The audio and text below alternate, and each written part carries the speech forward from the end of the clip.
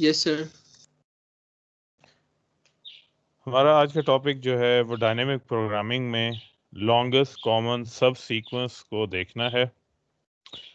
सबसे पहले हम देखते हैं कि हमारे पास longest sequence common sub sequence का प्रॉब्लम क्या है। हमारे सामने प्रॉब्लम ये है कि अगर हमारे सामने दो सीक्वेंसेस मौजूद हों, से उनका नाम हो एक्स या वाई, उनकी डिफरेंट लेंथ्स हों, से पहली जो है एम एलिमेंट की है, दूसरी जो है वो एन एलिमेंट की है। हमारा प्रॉब्लम ये है कि हमने इसमें से कॉमन सब सीक्वेंस जो है वो हासिल करना है। सब सीक्वेंस क्या होता है कि हमारे पास जिस तरह अगर एक स्ट्रिंग हो तो उसकी एक सब स्ट्रिंग यानी उसका कुछ हिस्सा जो है वो अलहदा निकाल के हम जब उसे यूज करते हैं तो वो हमारे पास सब स्ट्रिंग होता है। सीक्वेंस में हम उसको सब सीक्वेंस बोलेंगे। जैसे अब हमारे सामने ये एक एक्स गिवन है, इसमें हमारे पास जो है वो 7 एलिमेंट्स मौजूद हैं। अब इसमें से मुख्तलिफ सब सीक्वेंसेस जो हैं वो निकाले जा सकते हैं, जैसे ए बी और डी एक सब सीक्वेंस इसमें से बन सकता है, बी सी डी बी एक डिफरेंट सब सीक्वेंस बन सकता है। प्रॉब्लम ये है कि हमारे पास अगर एक से ज़्यादा या यानी कि दो सब सीक्वेंस मौजूद हों, उन दोनों में से कॉमन लार्जेस्ट या लॉन्गेस्ट सब सीक्वेंस जो है वो हमें फाइंड आउट करना है।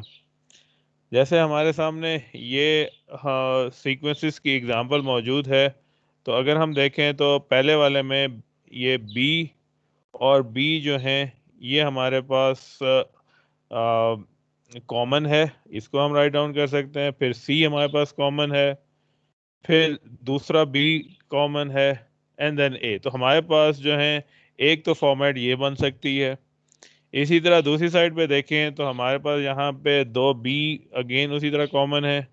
उसके बाद अगर हम देखें तो अगर लोअर साइड से हम मैच कर रहे थे, पहले हमने अपर साइड से मैच किया था, लोअर साइड से मैच कर रहे हैं, तो डी जो है वो पहले मैच हो रहा है,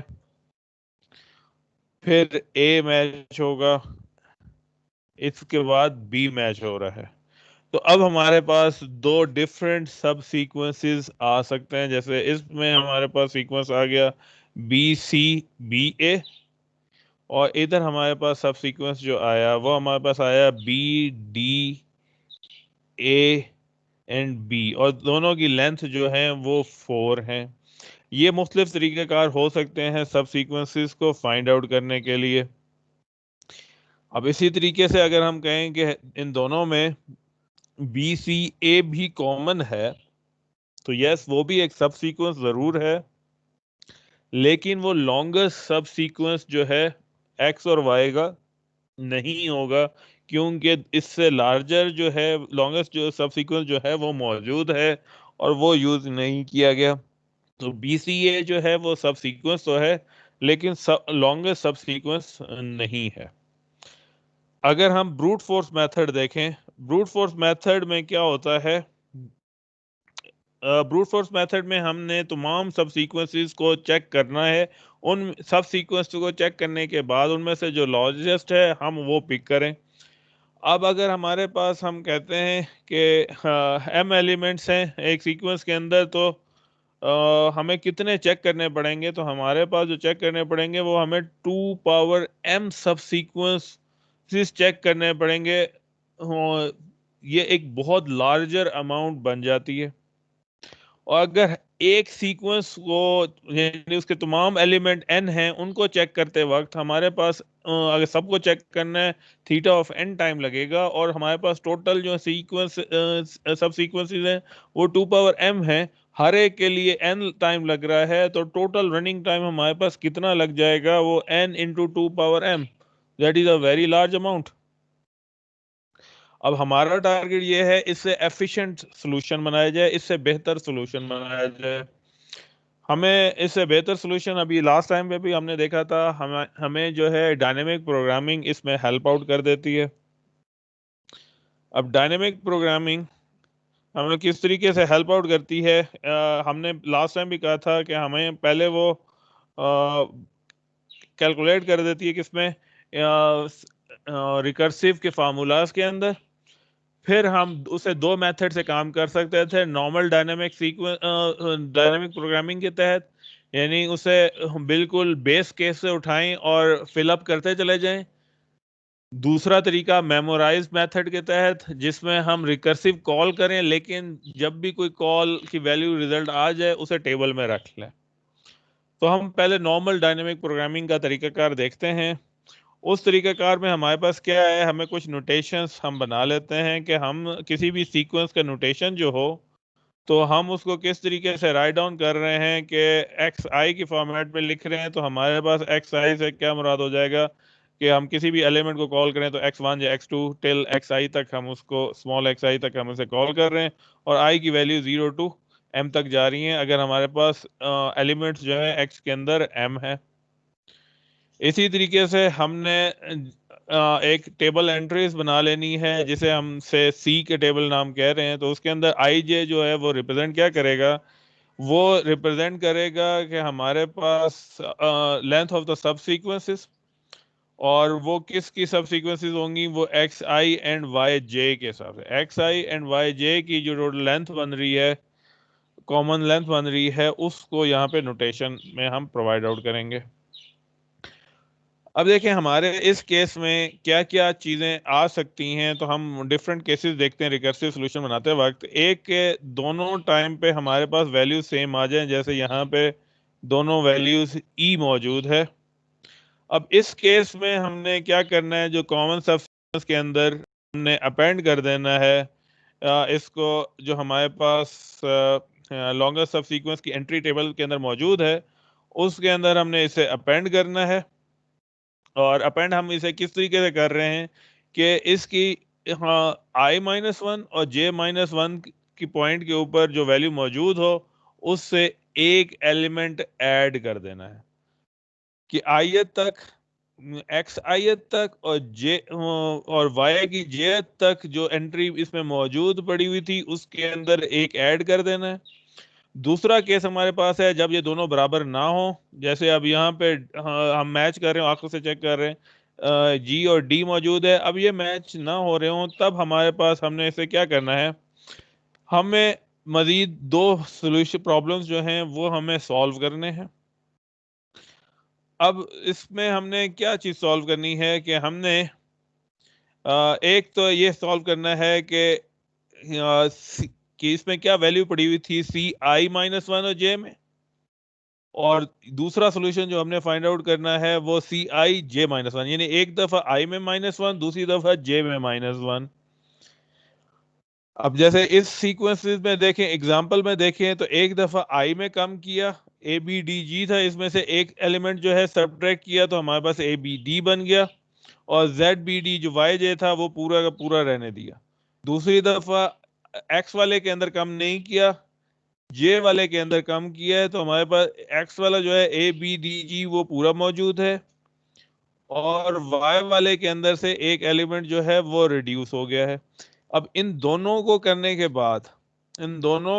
के बाद इनमें से जो मैक्सिमम वैल्यू होगी वो हम सी आई जे के अंदर जो है वो प्लेस कर देंगे।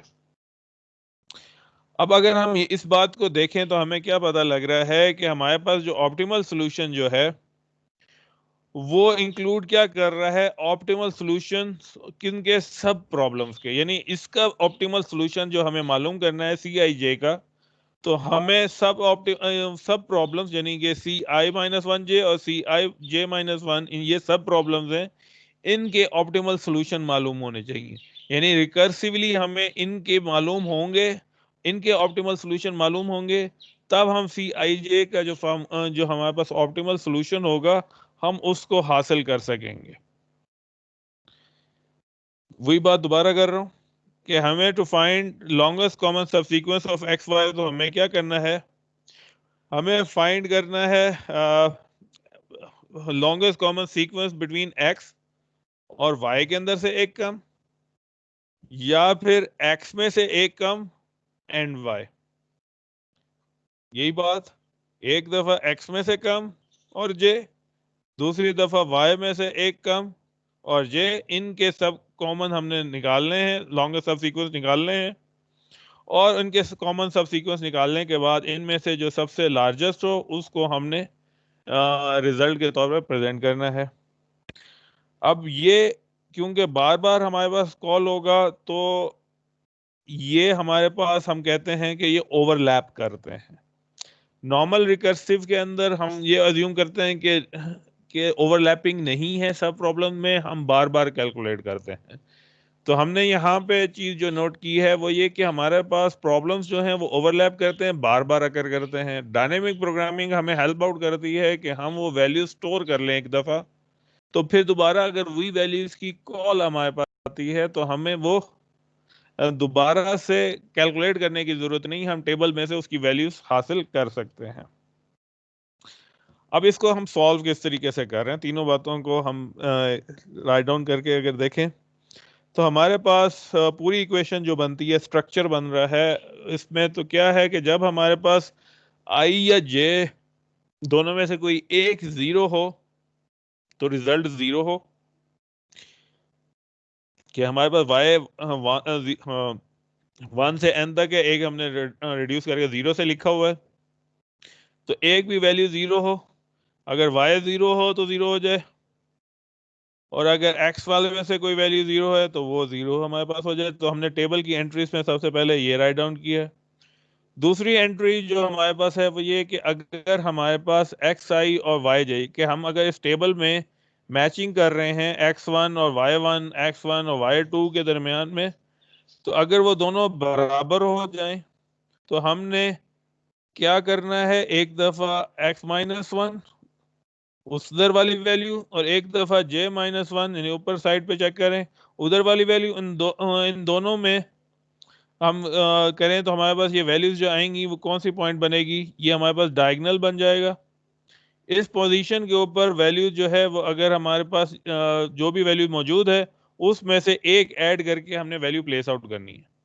अगर दोनों बराबर नहीं है तब हमने एक दफा आई में से कम और दूसरी दफा जे में से कम करके दोनों वैल्यूज को मैच करना है। उन मैच में से जो लार्जर वैल्यू है वो हमने प्लेस आउट करना है। और ये हम कैलकुलेट कैसे कर रहे हैं, रो बाय रो हम इसको कैलकुलेट करते चले जा रहे हैं। अब हम इस पे देखते हैं हमारे पास कि हम कैसे इंफॉर्मेशन मजीद देख सकते हैं इसके अंदर। तो हमारे पास एक एक्स्ट्रा मैट्रिक्स हम इसमें ऐड कर सकते हैं। सी हमारे पास क्या थी कि हमारे पास काउंट को रिप्रेजेंट कर रहा था कि जिन पे मैचिंग हो रही है, और एक हमने डायरेक्शन रखना है ताकि एट द एंड जब हमारे पास पूरा टेबल जनरेट हो जाए तो हम मालूम कर सकें कि हमारे पास कौन से एलिमेंट्स जो हैं वो इकट्ठे मैच आउट कर रहे हैं। अब वो कैसे कि अगर वैल्यू जो है इस साइड पे, जैसे हमारे पास लेफ्ट साइड पे टिल्टेड डायगोनल एरो मौजूद है, तो इसका मतलब क्या होगा कि दोनों एलिमेंट्स जो थे वो बराबर थे। अब आपने एक अपर साइड की तरफ मूव करना है डायगोनल में। अगर हमारे पास वैल्यूज जो हैं वो बराबर नहीं थी, ठीक है, बराबर नहीं थी, तो जो वैल्यू बराबर थी वो हमने राइट डाउन करनी है कि इधर हमारे पास क्या एक वैल्यू रिप्रेजेंट करिए। अगर आई जो है i-1 वाली वैल्यू जो है वो ग्रेटर है तो अपर साइड पे हमने मूव करना है, अदरवाइज हमने राइट साइड लेफ्ट साइड की तरफ हमने मूव कर जाना है। और ये हमें क्या प्रेजेंट करेगा, ये हमें हम बताएगा कि इसमें सीक्वेंसेस में से जब हम मैच कर रहे हैं तो कौन से एलिमेंट जो हैं वो सेम हैं और कॉमन सब सीक्वेंस के अंदर अकर कर रहे हैं। इसका अगर हम कोड देखें तो हमारे पास क्या हम कर रहे हैं कि सबसे पहला काम हमने क्या किया, 1 to m पहला सीक्वेंस जो है और 0 to n दूसरा सब सीक्वेंस जो है, हमने उन्हें फिल अप कर दिया विद जीरो। फिर अगला काम हमने क्या किया है, हम लूप अप्लाई कर रहे हैं। आई को हमने लिया है 1 to m और दूसरी साइड पे हमने वैल्यूज जे को ली है वो भी 1 to n, यानी कि हम दो लूप्स मूव कर रहे हैं,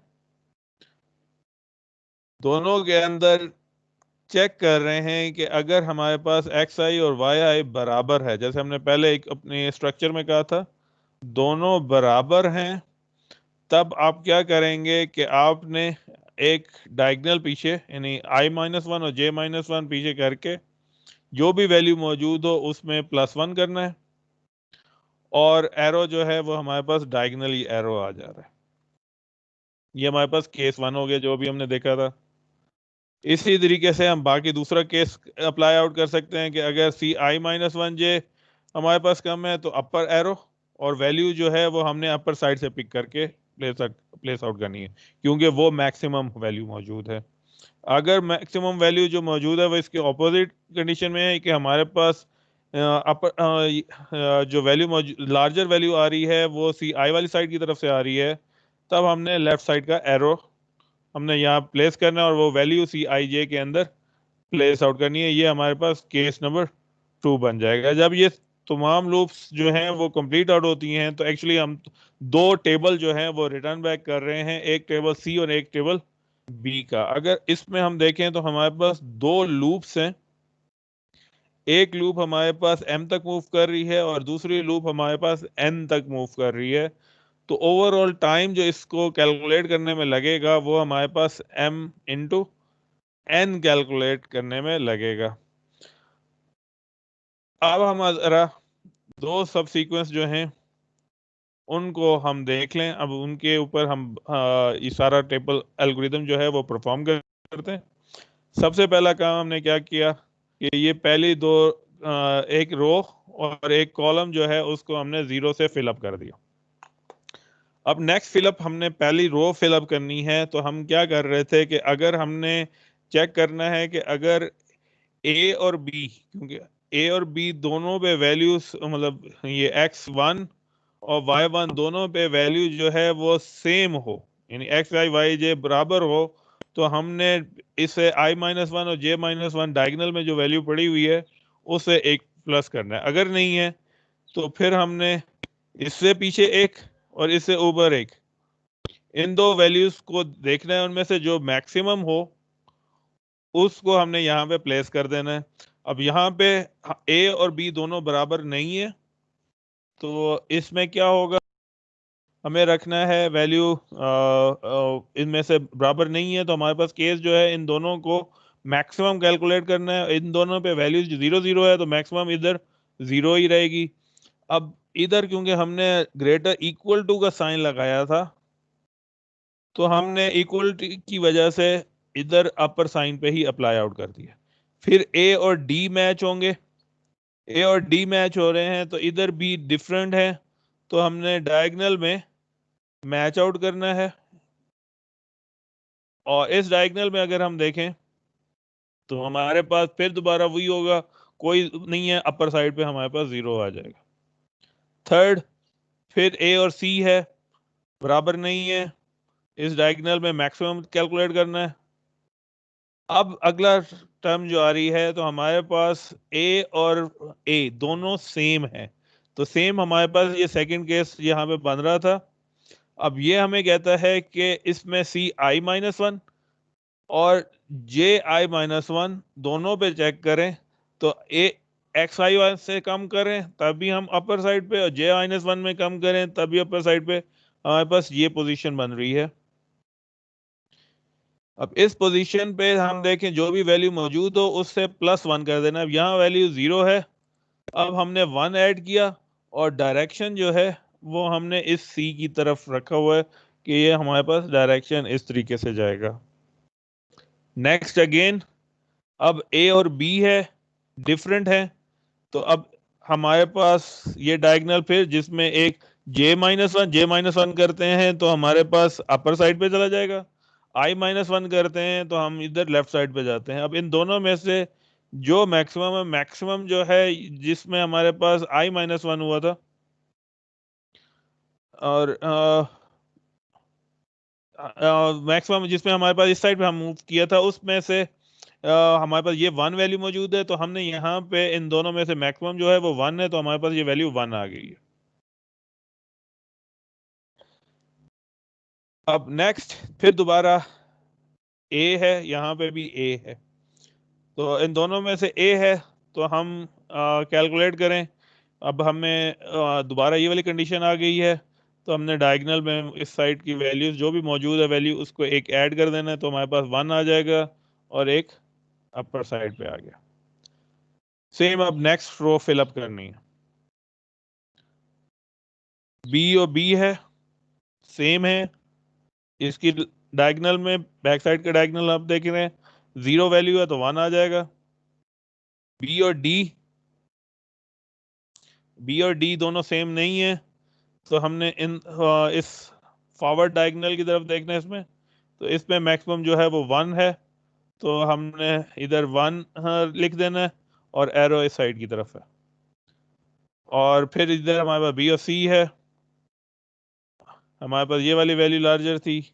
अब बी और ए है, अब दोनों वैल्यू लार्जर हैं। अब यहाँ पे भी फिर इक्वालिटी वाला साइन आ जाएगा, तो हमारे पास ये अपर साइड को शो कर रहा है।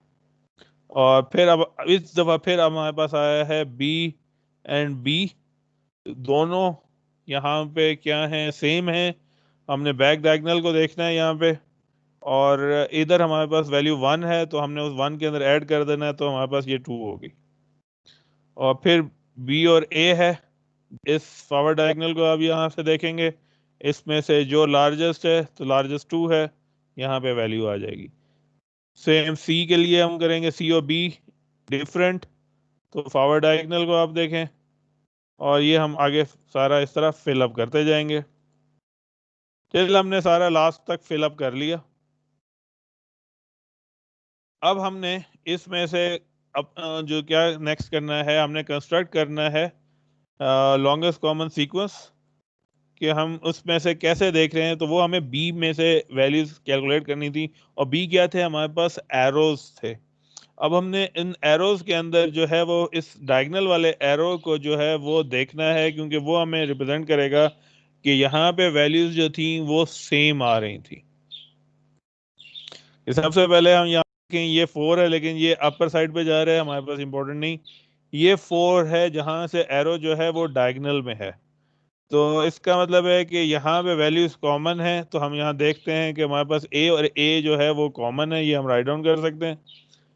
फिर 3 पे गए, ये 3 जो है ये अपर साइड पे शो कर रहा है। अपर इसका मतलब ये कि ये कॉमन नहीं है, ये हमारे पास बी और डी कॉमन नहीं है। हम यहाँ से इस पॉइंट के ऊपर आ गए।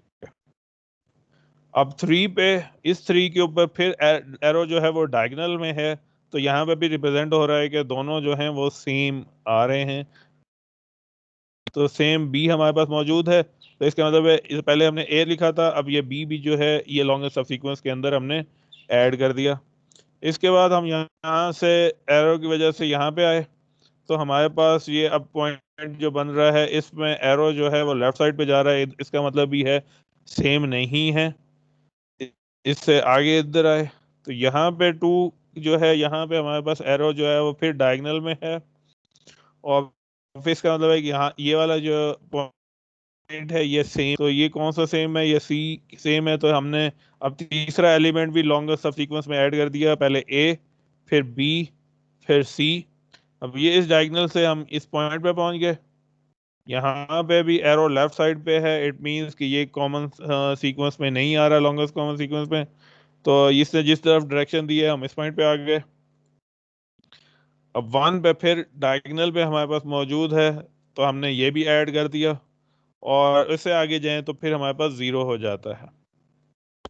अब लॉन्गेस्ट सब सीक्वेंस अगर हम देखें तो हमारे पास क्या बन रही है, बी सी बी ए, बी सी बी ए।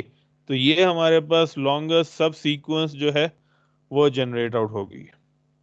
अब अगर इसको प्रिंट आउट करना है तो हम क्या कर रहे हैं, हमने कंडीशन वही लगाई कि अगर आई या जे जो है उन दोनों में से कोई एक 0 है, तो जस्ट सिंपली जो है वो रिटर्न बैक कर दे।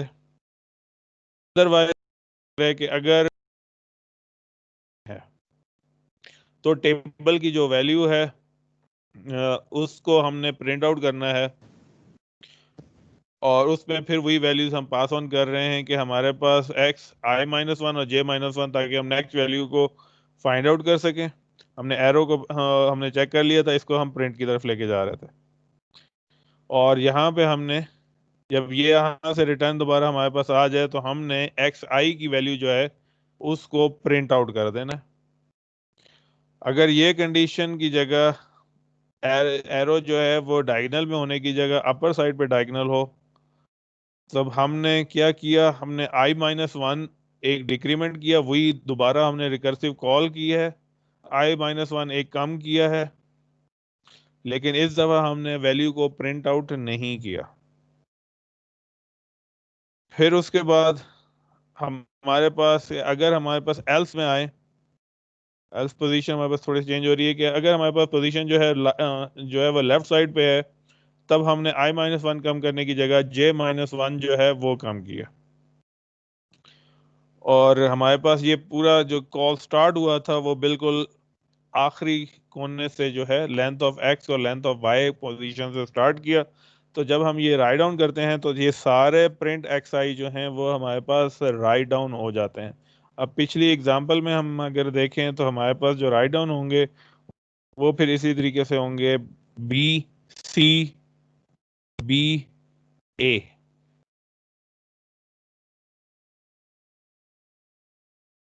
और इसमें रनिंग टाइम हमारे पास कितना लग रहा है, टोटल रनिंग टाइम हमारे पास इसमें लग रहा है theta of m plus n।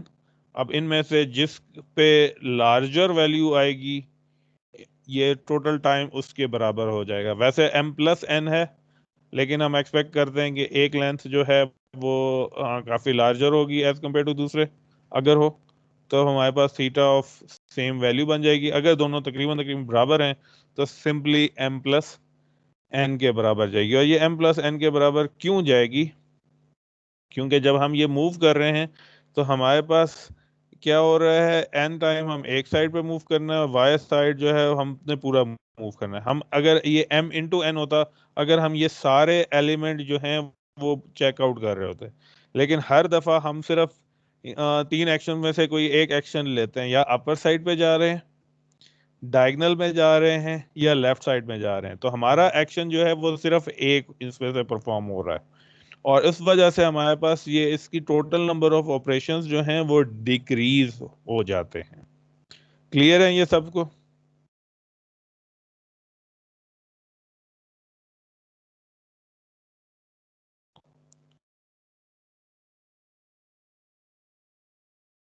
Ji student.